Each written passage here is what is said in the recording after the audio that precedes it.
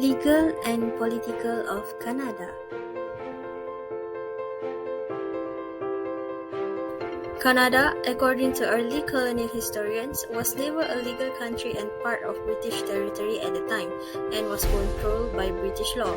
In the 18th century, Britain, or as we know it, the British, permitted Canada, a colony, to have its own parliament, and for the first time, Canadian politicians were given the ability to make some of their own laws.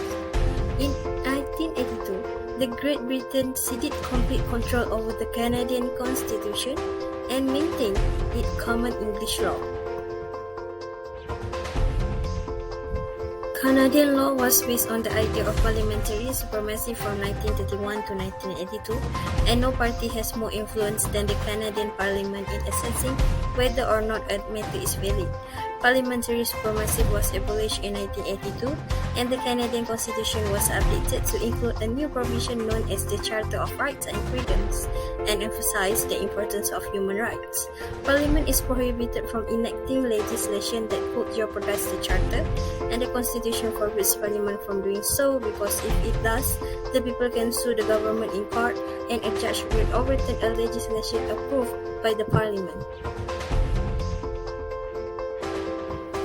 Canada has its own criminal laws, and the Canadian Constitution gives the Canadian Parliament sole authority over the country's criminal legislation.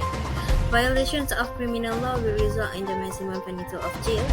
Federal law in Canada follows the same rules as common law. National security, military, money, airports, and even industrial and corporate activities are all covered by federal law and also known as Federal Act.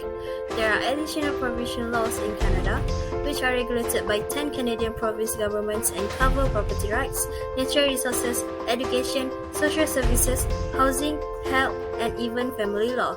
And the city government enacts by law that regulate litter collection and provide pets permits. Created using Powtoon.